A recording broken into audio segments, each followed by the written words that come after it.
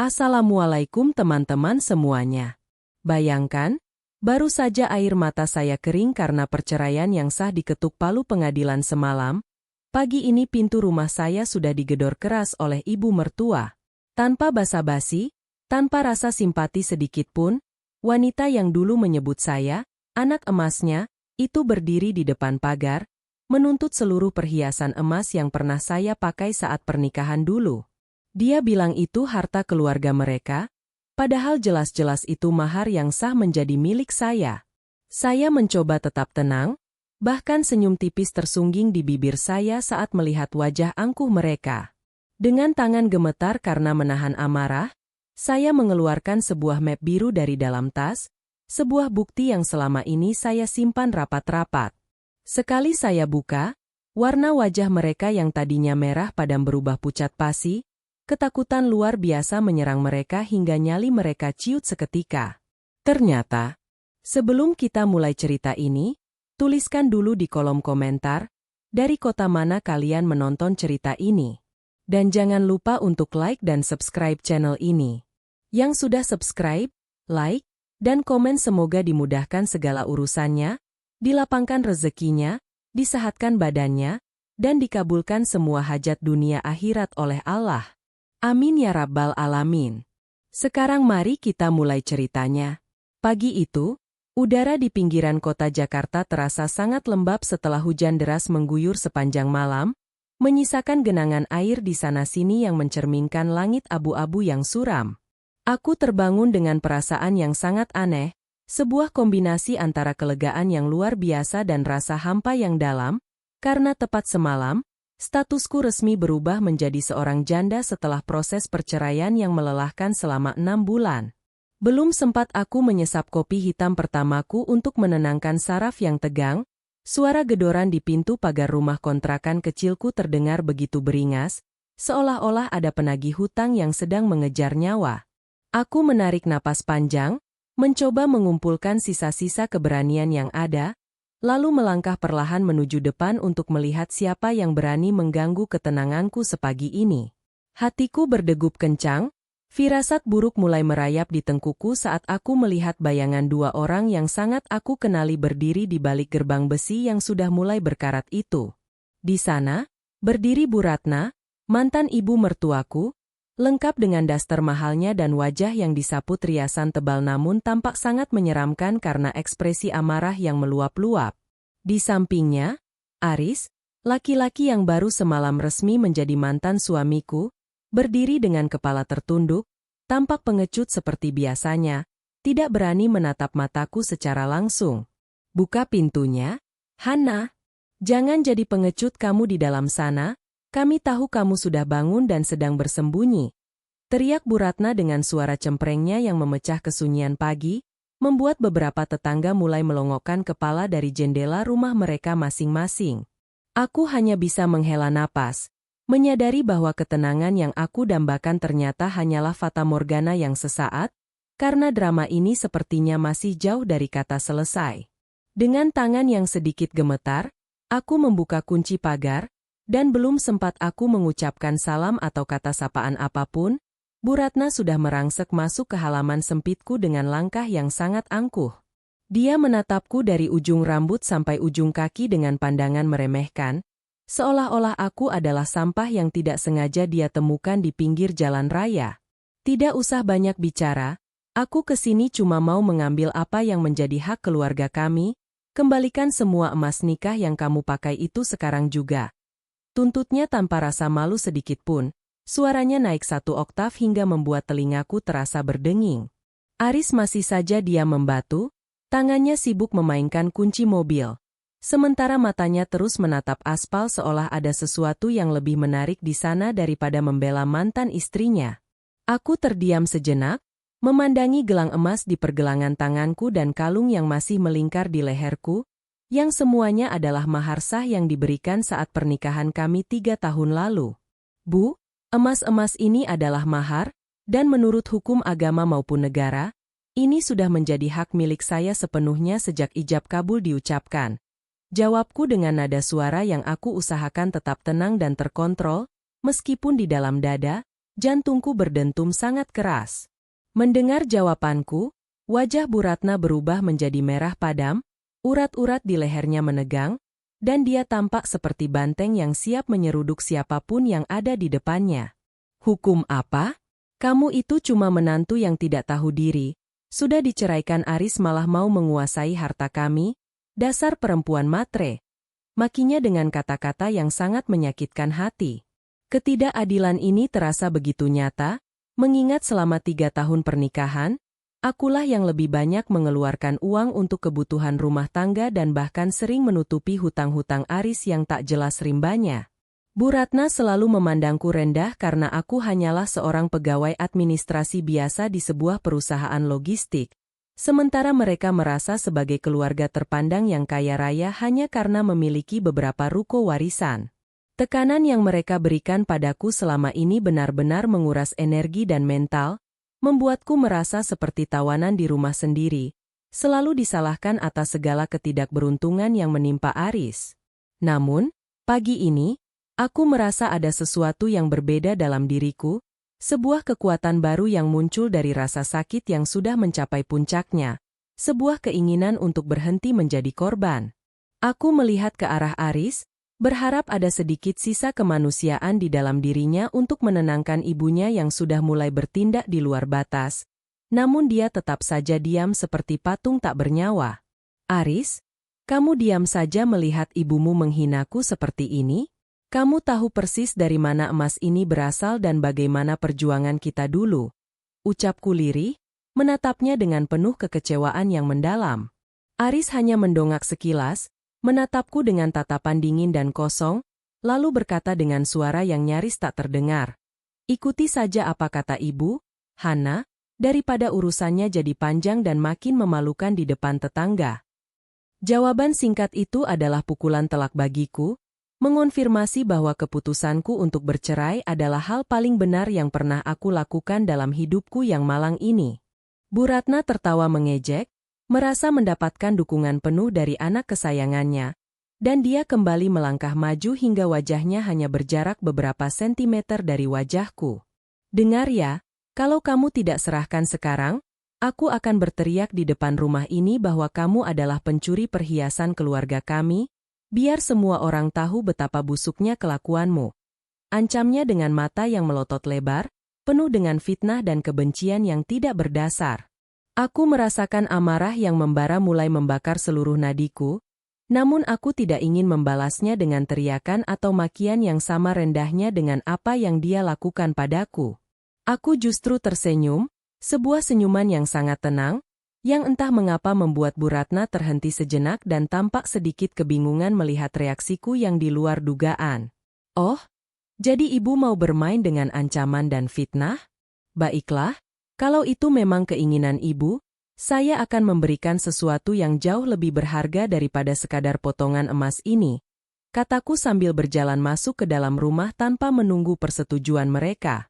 Di dalam kamar, aku mengambil sebuah map biru yang sudah aku siapkan sejak beberapa minggu lalu, yang berisi dokumen-dokumen hasil penyelidikanku selama ini yang aku simpan rapat-rapat sebagai kartu as. Map ini adalah hasil dari sebuah pertemuan tak terduga di jalanan beberapa waktu lalu. Sebuah kejadian yang awalnya tampak seperti kesialan namun ternyata adalah berkah tersembunyi yang akan mengubah jalannya hidupku selamanya. Aku memegang map itu dengan erat, merasakan tekstur plastiknya yang dingin, sambil membayangkan bagaimana ekspresi mereka saat melihat isinya yang akan membongkar semua borok keluarga mereka. Aku kembali ke teras rumah dengan langkah yang mantap. Tidak ada lagi keraguan atau ketakutan dalam setiap pijakan kakiku, karena aku tahu bahwa kebenaran ada di pihakku kali ini. Bu Ratna dan Aris menatapku dengan penuh rasa ingin tahu, mungkin mereka mengira aku membawa kotak perhiasan untuk diserahkan dengan sukarela agar mereka segera pergi dari rumahku. Ini, ambil dan baca baik-baik, terutama bagian lampiran di halaman terakhir yang berisi rincian aliran dana dari rekening perusahaan ke rekening pribadi Aris. Ucapku sambil menyodorkan map biru itu tepat di depan wajah Bu Ratna yang terlihat sangat bingung. Aris yang mendengar kata, aliran dana, langsung tersentak. Wajahnya yang tadi pucat kini berubah menjadi benar-benar putih seperti kertas, dan dia mencoba merebut map itu dari tangan ibunya namun aku segera menjauhkannya. Suasana di halaman rumahku mendadak menjadi sangat sunyi, hanya suara deru motor di jalan raya yang terdengar samar-samar di kejauhan, sementara ketegangan di antara kami bertiga semakin memuncak hingga ke titik didih. Bu Ratna perlahan membuka map tersebut dengan tangan yang mulai gemetar, matanya mulai menelusuri baris demi baris dokumen yang ada di dalamnya dengan dahi yang berkerut dalam. Aku berdiri tegak, melipat tangan di dada, sambil menikmati momen di mana kekuatan mulai berpindah tangan, dari penindas kepada yang tertindas yang kini bangkit melawan. Kejadian ini hanyalah puncak dari sebuah rangkaian peristiwa panjang yang bermula dari sebuah teguran kecil di jalan raya, sebuah momen yang melibatkan seorang pengemis dan polisi, yang menjadi kunci pembuka tabir kegelapan keluarga mantan suamiku. Semua ketegangan ini sebenarnya bermula sekitar 1 bulan yang lalu, di sebuah siang yang sangat terik di bawah sinar matahari yang membakar kulit, saat aku sedang dalam perjalanan pulang dari kantor. Aku mengendarai motor metiku dengan perlahan di tengah kemacetan yang luar biasa, keringat membasahi punggungku di bawah jaket kantor yang tebal, membuat moodku terasa sangat buruk hari itu. Di sebuah perempatan jalan yang ramai, aku melihat seorang pengemis tua dengan pakaian compang-camping sedang mencoba menyeberang jalan, namun tak satu pun kendaraan yang mau memberinya jalan atau sekadar mengurangi kecepatan. Pria tua itu tampak sangat kepayahan, tangannya gemetar memegang sebuah tongkat kayu yang rapuh, dan wajahnya menunjukkan ketakutan yang luar biasa di tengah deru mesin yang memekakan telinga.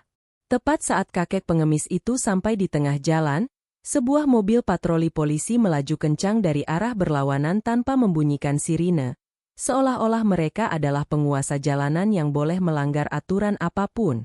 Mobil itu melaju begitu dekat dengan kakek tersebut, hingga membuatnya tersentak kaget dan jatuh tersungkur di atas aspal yang panas.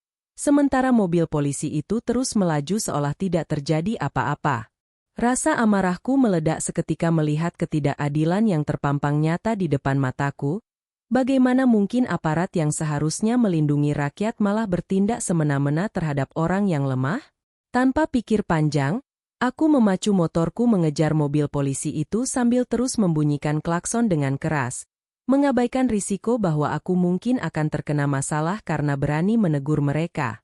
Aku berhasil memepet mobil polisi tersebut di depan sebuah lampu merah berikutnya, lalu turun dari motor dengan napas yang memburu dan wajah yang memerah karena amarah yang memuncak. Aku menggedor kaca jendela mobil itu dengan cukup keras, hingga seorang petugas polisi muda dengan wajah arogan menurunkan kacanya dan menatapku dengan pandangan yang sangat sinis. "Ada apa ini? Mbak tidak lihat kami sedang dalam tugas? Jangan sembarangan menghentikan mobil dinas," bentak polisi muda itu dengan nada suara yang sangat meremehkan.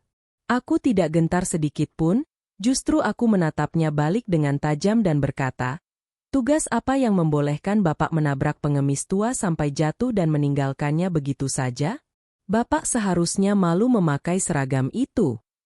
Suasana di tengah jalan itu mendadak hening, orang-orang di sekitar mulai memperhatikan perdebatan panas antara seorang wanita biasa dengannya, membuat polisi muda itu tampak mulai merasa tidak nyaman.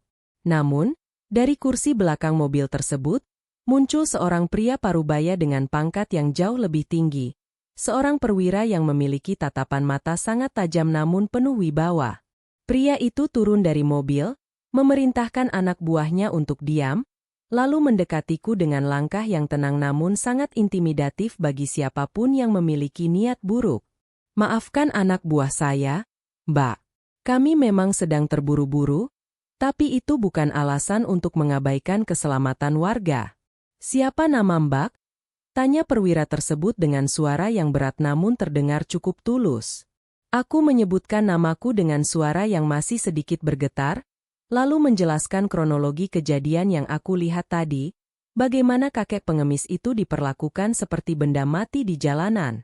Perwira itu mendengarkan dengan saksama tanpa memotong pembicaraanku sedikit pun, sebuah sikap yang sangat jarang aku temui dari orang-orang yang memiliki kekuasaan besar. Setelah aku selesai bicara, dia justru tersenyum tipis dan memberikan kartu namanya kepadaku, seraya berkata bahwa dia menghargai keberanianku untuk menegur apa yang salah meskipun itu adalah aparat. Nama saya AKBP Wijaya. Simpan kartu ini, Hana. Orang yang memiliki integritas seperti Anda jarang ditemukan sekarang ini, mungkin suatu saat kita bisa saling membantu. Ucapnya sebelum kembali masuk ke dalam mobil. Awalnya aku mengira kejadian itu hanya akan menjadi cerita lewat yang akan aku lupakan seiring berjalannya waktu, namun ternyata kartu nama itu menjadi pintu gerbang menuju rahasia gelap Aris. Beberapa hari kemudian, saat aku sedang membersihkan ruang kerja Aris di rumah, aku menemukan beberapa dokumen transaksi keuangan yang sangat mencurigakan di dalam laci yang terkunci. Ada catatan tentang aliran dana proyek dari sebuah instansi pemerintah yang masuk ke rekening pribadinya. Jumlahnya sangat fantastis, mencapai miliaran rupiah yang tidak mungkin didapatkan dari gaji resminya. Aku merasa ada yang tidak beres, apalagi Aris akhir-akhir ini sering terlihat cemas dan sering menerima telepon rahasia di tengah malam, berbicara dengan suara berbisik yang penuh ketegangan. Teringat akan perwira polisi yang aku temui di jalan, aku memberanikan diri untuk menghubungi nomor yang tertera di kartu nama itu, untuk menanyakan secara implisit tentang prosedur pelaporan tindak pidana korupsi. AKBP Wijaya ternyata merespons dengan sangat cepat dan sangat membantu. Dia bahkan menawarkan diri untuk melakukan pemeriksaan awal secara rahasia melalui unitnya tanpa melibatkan laporan resmi terlebih dahulu. Ternyata, tim mereka memang sedang menyelidiki kasus dugaan korupsi besar-besaran di instansi tempat Aris bekerja, namun mereka kekurangan bukti kunci untuk mengaitkan aktor intelektualnya. Keberanianku menegur polisi di jalan itu ternyata membawaku menjadi informan rahasia yang membantu kepolisian membongkar jaringan yang jauh lebih besar dari yang aku bayangkan.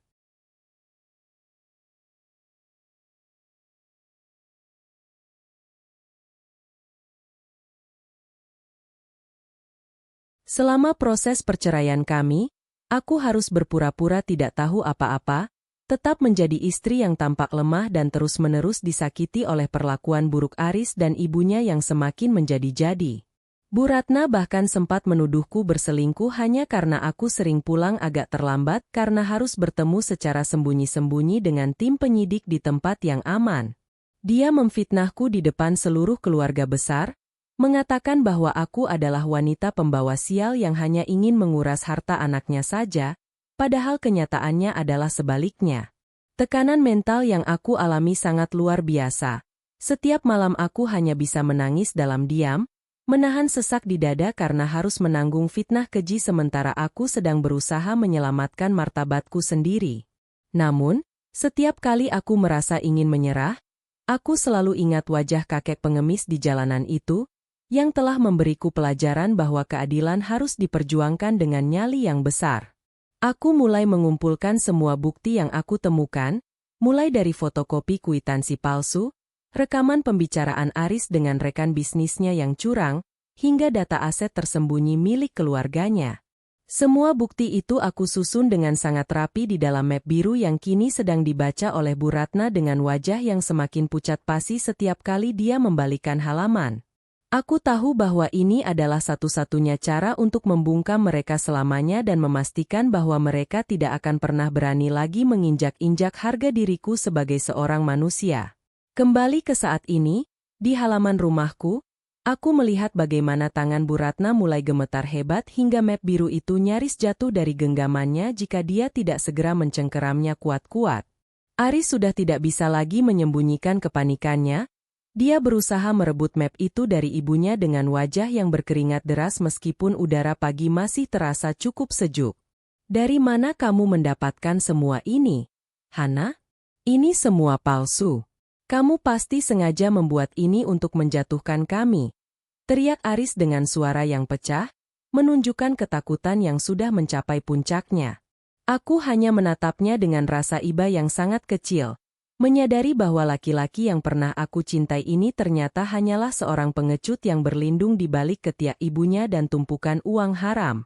Bu Ratna yang tadinya begitu garang seperti macan kelaparan, kini tampak seperti balon yang tertusuk jarum, kempis dan kehilangan seluruh energinya saat matanya tertuju pada lampiran terakhir map itu. Lampiran itu adalah foto-foto aset rahasia Aris, termasuk sebuah apartemen mewah yang dia beli atas nama perempuan lain, yang ternyata adalah selingkuhannya selama ini. Aris, apa-apaan ini? Benar ini milikmu? Dan siapa perempuan yang ada di foto ini?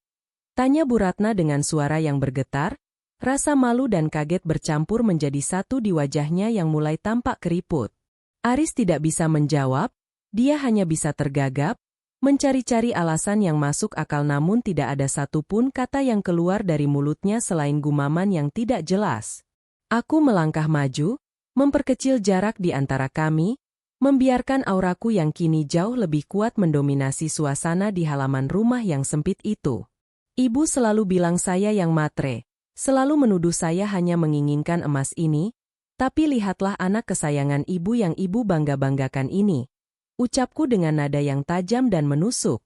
Aku menunjuk ke arah dokumen aliran dana yang menunjukkan bahwa Aris telah mengalihkan uang perusahaan secara ilegal senilai miliaran rupiah untuk membiayai gaya hidup mewah selingkuhannya dan juga untuk membeli ruko-ruko yang selalu ibu pamerkan itu.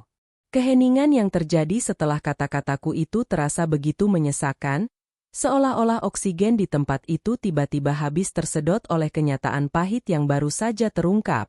Fitnah yang selama ini mereka tujukan kepadaku seolah-olah berbalik arah dengan kecepatan tinggi, menghantam mereka tepat di bagian yang paling rapuh, yaitu harga diri mereka sebagai keluarga terpandang. Ibu mau emas ini kembali? Silakan ambil, saya tidak butuh emas yang mungkin saja dibeli dari uang yang tidak berkah seperti ini, kataku sambil mulai melepaskan gelang emas dari pergelanganku satu persatu. Namun, saat aku hendak menyerahkannya, aku melihat bagaimana Aris justru mundur selangkah dengan ketakutan yang nyata, seolah-olah gelang emas itu adalah bara api yang akan membakarnya. Dia tahu benar bahwa jika aku menyerahkan dokumen ini ke pihak berwenang, bukan hanya emas ini yang hilang, tapi seluruh kehidupan mewahnya akan runtuh seketika. Hana, tolong mari kita bicara baik-baik di dalam, jangan begini di depan orang banyak, bisik Aris dengan nada memohon yang sangat menjijikkan bagiku, mengingat bagaimana sombongnya dia semalam saat mengusirku dari rumahnya. Aku tertawa kecil, suara tawa yang dingin dan penuh dengan luka yang belum sembuh, menatapnya dengan pandangan yang paling tajam yang pernah aku miliki. Bicara baik-baik? Kenapa tidak ibu lakukan itu tadi saat datang dan berteriak memaki saya seperti pencuri? Tanyaku retoris, membiarkan pertanyaan itu menggantung di udara pagi yang mulai terasa memanas karena matahari yang semakin meninggi. Bu Ratna hanya terdiam, wajahnya yang tadi penuh riasan kini tampak kuyu. Dia seolah kehilangan kemampuan untuk berbicara sepatah kata pun. Tekanan yang aku berikan membuat Aris semakin tersudut, dia menoleh ke arah ibunya seolah mencari pertolongan. Namun Bu Ratna sendiri sedang berjuang dengan rasa kagetnya yang luar biasa. Dia mungkin tidak pernah menyangka bahwa menantu yang selalu dia injak-injak ini memiliki taring yang begitu tajam dan bukti yang begitu lengkap untuk menghancurkan keluarganya. Aku teringat kembali bagaimana masa-masa sulit saat aku harus bekerja lembur sampai tengah malam hanya untuk memastikan dapur tetap mengepul. Sementara Aris asyik bersenang-senang dengan uang hasil korupsinya. Rasa sakit itu kini berubah menjadi bahan bakar yang sangat kuat untuk memastikan bahwa keadilan akan ditegakkan hari ini, di tempat ini juga. Dengar ya, Aris, dan ibu juga dengar baik-baik. Saya tidak pernah menginginkan harta kalian sedikit pun, tapi saya juga tidak akan membiarkan kalian menghancurkan nama baik saya dengan fitnah murahan. Lanjutku dengan suara yang semakin mantap. Aku menjelaskan bahwa dokumen yang ada di tangan mereka hanyalah salinan, dan dokumen aslinya sudah berada di tangan orang yang sangat tepat yang memiliki kekuatan hukum yang sah. Wajah Aris yang tadi sudah putih kini mulai tampak kebiruan, dia menyadari bahwa dia sudah terjebak dalam lubang yang dia gali sendiri selama bertahun-tahun pernikahannya yang penuh kebohongan. Dia mencoba memegang tanganku, mencoba berakting seolah dia masih mencintaiku dan menyesali perbuatannya. Namun aku segera menepisnya dengan kasar. Jangan pernah sentuh saya lagi dengan tangan yang sudah menzalimi banyak orang itu. Gertakku, membuat Aris tersentak mundur dan hampir saja terjatuh jika tidak berpegangan pada pagar rumah. Bu Ratna mulai menangis sesenggukan, Tapi bukan tangisan penyesalan, melainkan tangisan karena ketakutan akan kehilangan status sosial dan kekayaan yang selama ini dia bangga-banggakan di depan teman-teman arisannya. Hana, tolonglah, jangan laporkan Aris, kasihan dia masih muda, masa depannya masih panjang. Rinti Bu Ratna dengan nada suara yang sangat kontras dengan teriakan makiannya 10 menit yang lalu. Sungguh pemandangan yang sangat ironis, melihat seorang wanita yang tadinya begitu arogan kini harus memohon-mohon kepada orang yang dia benci setengah mati. Aku hanya tersenyum dingin melihat drama yang sedang mereka mainkan, karena aku tahu bahwa permohonan mereka hanyalah usaha untuk menyelamatkan diri sendiri, bukan karena mereka sadar akan kesalahannya. Ibu bicara soal kasihan? Di mana rasa kasihan ibu saat ibu mengusir saya dari rumah kemarin malam tanpa membawa apapun selain baju yang saya pakai? Tanyaku dengan suara yang bergetar karena emosi yang tertahan. Ingatan tentang malam itu kembali muncul. Saat mereka membuang koperku ke jalanan seperti barang rongsokan, tertawa melihatku yang harus mencari ojek di tengah hujan gerimis untuk menuju kontrakan ini. Semua penderitaan itu seolah terbayar lunas hari ini, saat aku melihat mereka berada di titik terendah dalam hidup mereka, terancam oleh kebenaran yang aku bawa. Tiba-tiba, dari arah jalan raya, terdengar suara sirine mobil yang semakin lama semakin mendekat ke arah rumah kontrakan kecilku, membuat jantung Aris seolah berhenti berdetak saat itu juga.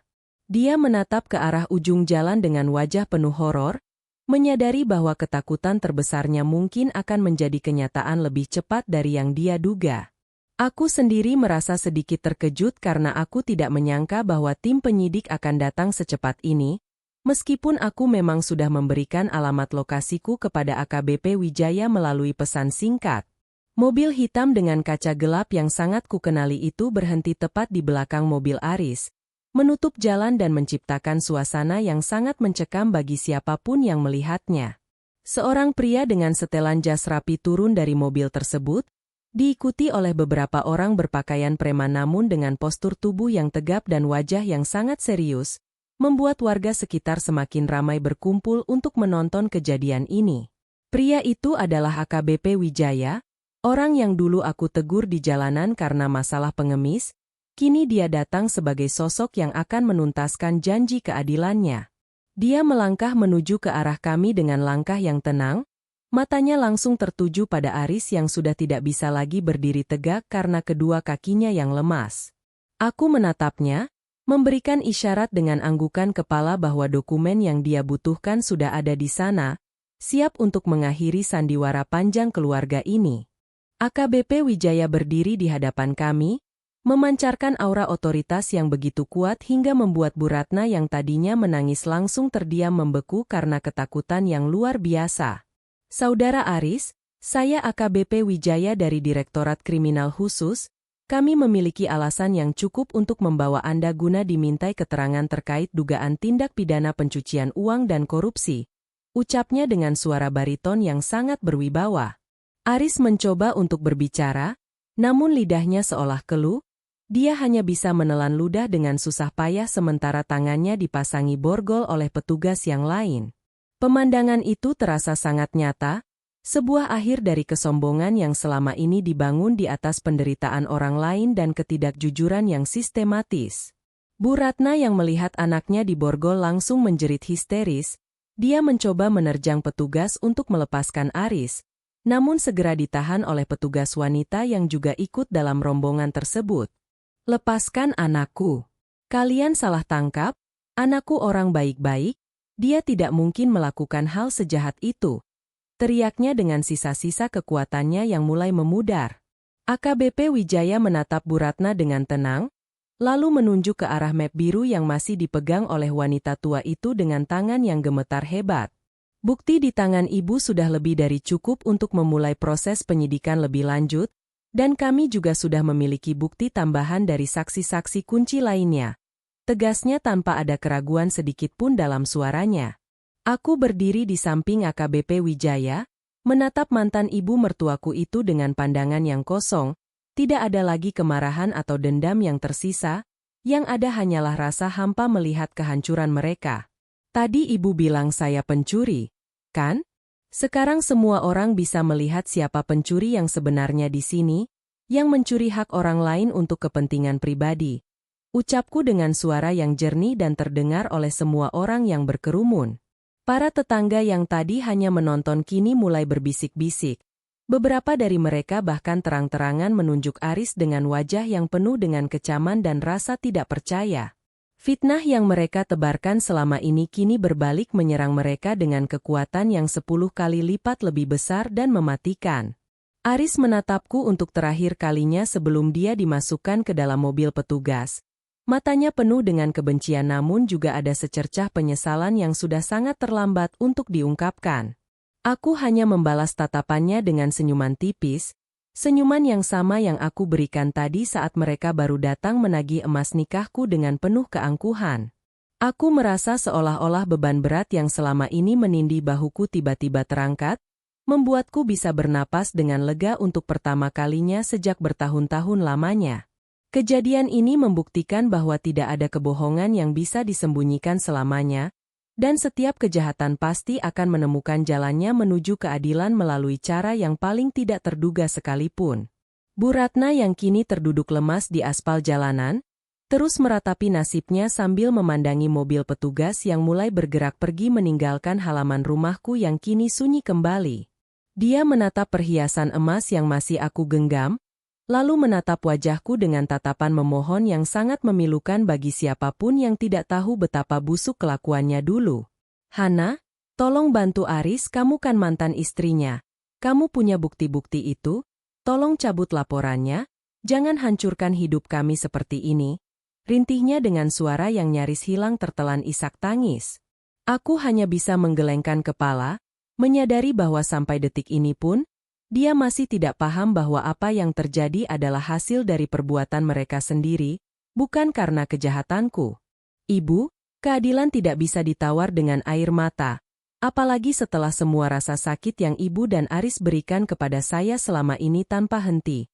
Jawabku dengan tegas, mengakhiri segala harapan yang mungkin masih tersisa di dalam hati wanita tua itu. Aku berjalan masuk kembali ke dalam pagar rumahku, menutup pintu besi itu dengan perlahan namun pasti, sebagai simbol bahwa babak kehidupan burukku bersama mereka sudah benar-benar berakhir. AKBP Wijaya sempat berhenti sejenak di depan pagar, mengangguk kepadaku sebagai bentuk apresiasi atas keberanian dan bantuanku selama proses penyelidikan yang sangat berisiko ini. "Terima kasih, Hana. Integritas Anda benar-benar menyelamatkan banyak hal, dan saya pastikan proses ini akan berjalan dengan seadil-adilnya tanpa ada intervensi," ucapnya sebelum masuk ke mobilnya sendiri. Keheningan kembali menyelimuti rumah kontrakan kecilku, namun kali ini adalah keheningan yang sangat mendamaikan, bukan keheningan yang mencekam seperti sebelumnya saat aku masih menjadi istri Aris. Aku duduk di teras, memandangi gelang dan kalung emas yang tadi sempat menjadi rebutan, menyadari bahwa benda-benda ini hanyalah simbol dari sebuah masa lalu yang pahit namun penuh pelajaran. Aku memutuskan untuk tidak menjual emas-emas ini untuk kepentinganku sendiri, melainkan aku berencana untuk mendonasikannya sebagian besar untuk membantu panti asuhan dan kakek pengemis yang dulu aku temui di jalan. Benda ini adalah maharku, namun bagiku, nilainya sekarang bukan lagi soal harga emas per gram, melainkan soal harga diri yang berhasil aku pertahankan di tengah badai fitnah. Rasa syukur yang luar biasa membuncah di dalam hatiku, karena aku diberikan kekuatan untuk tetap berdiri tegak meskipun terus-menerus ditekan dan disakiti oleh orang-orang yang seharusnya menjadi pelindungku. Aku juga menyadari betapa pentingnya sebuah pertemuan yang tampak sederhana di jalan raya, yang ternyata telah diskenariokan oleh Tuhan untuk membantuku keluar dari lubang penderitaan. Jika saat itu aku tidak memiliki keberanian untuk menegur polisi yang semena-mena, mungkin sampai hari ini aku masih akan menjadi korban penindasan Aris dan ibunya tanpa tahu cara untuk melawan. Takdir memang bekerja dengan cara yang sangat misterius, menghubungkan satu kejadian kecil dengan kejadian besar lainnya, hingga membentuk sebuah rangkaian kebenaran yang tak terbantahkan. Beberapa tetangga mulai mendekat ke pagar rumahku, memberikan dukungan moral dan meminta maaf karena selama ini sempat termakan fitnah yang disebarkan oleh keluarga Aris tentang diriku. Aku menyambut mereka dengan senyuman yang tulus, menyadari bahwa manusia memang mudah dipengaruhi oleh kata-kata, namun waktu akan selalu membuktikan mana yang emas dan mana yang hanya sepuhan belaka. Aku merasa jauh lebih ringan sekarang, tidak ada lagi rasa takut akan ancaman atau fitnah yang akan datang, karena aku tahu aku sudah melakukan hal yang benar demi kebenaran. Pagi yang tadi dimulai dengan gedoran pintu yang penuh amarah, kini berangsur-angsur berubah menjadi siang yang cerah dengan sinar matahari yang memberikan harapan baru bagi masa depanku yang masih panjang. Aku masuk ke dalam rumah, menutup pintu rapat-rapat, dan membiarkan dunia luar sibuk dengan berita penangkapan Aris yang pasti akan segera menjadi pembicaraan hangat di kantor dan lingkungan sekitarnya. Aku ingin menikmati waktu tenang ini untuk diriku sendiri, menyembuhkan luka-luka yang masih tersisa, dan merencanakan langkah selanjutnya sebagai seorang wanita yang mandiri dan berintegritas. Perceraian ini bukan akhir dari hidupku, melainkan awal dari sebuah petualangan baru di mana aku adalah pemeran utama yang memegang kendali penuh atas nasibku sendiri tanpa intervensi siapapun. Aku tahu tantangan di depan masih banyak, namun setelah melewati badai besar pagi ini, aku merasa siap untuk menghadapi apapun yang akan terjadi di kemudian hari dengan kepala yang tegak. Malam harinya, aku duduk sendirian di meja makan kecilku, menyantap makan malam sederhana sambil mendengarkan suara rintik hujan yang kembali turun membasahi bumi dengan lembut dan menenangkan. Berita di televisi secara singkat menyebutkan tentang penangkapan seorang pegawai instansi pemerintah berinisial A yang terlibat kasus korupsi besar, dan aku tahu itu adalah Aris. Rasanya masih seperti mimpi melihat bagaimana semuanya terungkap begitu cepat hanya dalam waktu 1 hari setelah ketukan palu hakim di pengadilan agama semalam yang meresmikan perceraian kami. Namun, ini adalah kenyataan yang harus aku jalani, dan aku merasa bangga pada diriku sendiri karena tidak membiarkan rasa takut menghambat langkahku untuk mengungkap kebenaran yang pahit itu. Telepon genggamku terus berdering menerima pesan dari berbagai pihak, mulai dari teman kantor yang bertanya-tanya hingga keluarga besar yang meminta penjelasan atas apa yang sebenarnya terjadi pada keluarga Aris. Aku memilih untuk tidak membalas semuanya malam ini, memberikan ruang bagi diriku sendiri untuk bernapas dan memproses semua emosi yang meluap-luap sejak pagi tadi hingga detik ini. Ada rasa sedih yang muncul saat teringat kenangan manis di awal pernikahan kami, namun rasa itu segera terkalahkan oleh kenyataan bahwa semua itu hanyalah kepalsuan yang dibangun Aris untuk menutupi boroknya. Aku belajar bahwa mencintai seseorang tidak berarti harus membutakan mata terhadap kebenaran, dan terkadang, melepaskan adalah bentuk cinta tertinggi bagi diri kita sendiri. Keesokan paginya, aku mendatangi sebuah panti asuhan di pinggiran kota, membawa sebagian dari emas nikahku yang sudah aku uangkan untuk membantu biaya pendidikan anak-anak yang kurang beruntung di sana. Melihat senyuman tulus mereka, aku merasa bahwa uang ini akhirnya menemukan jalannya untuk menjadi sesuatu yang jauh lebih berkah daripada hanya sekadar menjadi perhiasan yang melingkar di tubuhku. Aku juga menyempatkan diri untuk mencari kembali kakek pengemis yang dulu aku temui di perempatan jalan. Namun sayangnya, aku tidak menemukannya lagi di sana, mungkin dia sudah pindah ke tempat lain. Aku hanya bisa menitipkan sedikit sedekah melalui pengurus jalanan di sana, berharap bantuanku bisa sedikit meringankan penderitaan siapapun yang membutuhkan di tengah kerasnya jalanan kota. Hubunganku dengan AKBP Wijaya pun tetap terjaga sebagai bentuk profesionalisme. Dia sesekali memberi kabar tentang perkembangan kasus Aris yang ternyata melibatkan jaringan yang jauh lebih luas dari perkiraan awal.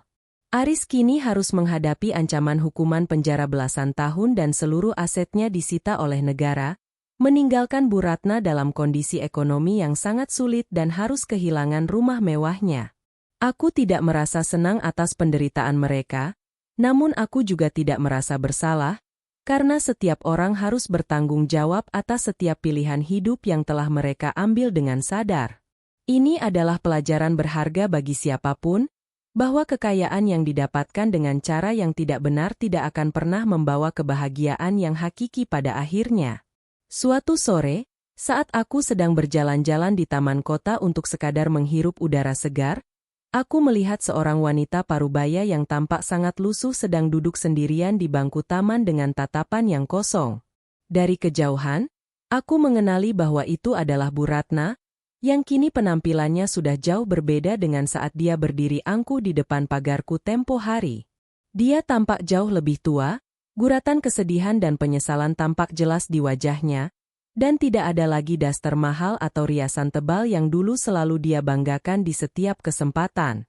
Aku memilih untuk tidak mendekatinya, bukan karena dendam, tapi karena aku merasa bahwa pertemuan kami sudah tidak lagi memiliki makna apapun bagi kehidupan kami masing-masing.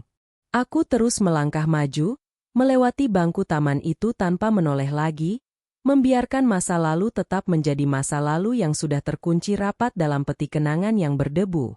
Hidupku sekarang fokus pada pembangunan karir dan pengembangan diriku sendiri, menjadi wanita yang lebih tangguh dan tidak mudah dipengaruhi oleh intimidasi dari pihak manapun di dunia ini. Aku mulai mengikuti berbagai pelatihan kepemimpinan dan aktif di komunitas sosial, yang membantu para wanita korban kekerasan dalam rumah tangga untuk bangkit kembali dan menemukan jati diri mereka. Aku ingin menggunakan pengalaman pahitku sebagai inspirasi bagi orang lain, bahwa seburuk apapun situasi yang kita hadapi, selalu ada jalan keluar jika kita memiliki integritas dan keberanian. Setiap kali aku melihat polisi di jalan raya, aku tidak lagi merasa takut atau kesal, melainkan aku teringat pada AKBP Wijaya dan pelajaran tentang bagaimana sebuah teguran kecil bisa berdampak besar. Polisi adalah pengayom masyarakat, dan meskipun ada oknum yang berperilaku buruk, masih banyak petugas jujur yang siap membantu menegakkan keadilan bagi mereka yang tidak memiliki suara. Pengalaman menegur polisi di jalan itu telah mengubah perspektifku tentang kekuasaan, bahwa kekuasaan yang sebenarnya bukanlah tentang menindas yang lemah, melainkan tentang melindungi kebenaran dengan segala risiko. Aku merasa jauh lebih bijaksana sekarang dalam memandang setiap kejadian di sekitarku, selalu mencari hikmah di balik setiap peristiwa yang awalnya tampak seperti kesialan semata.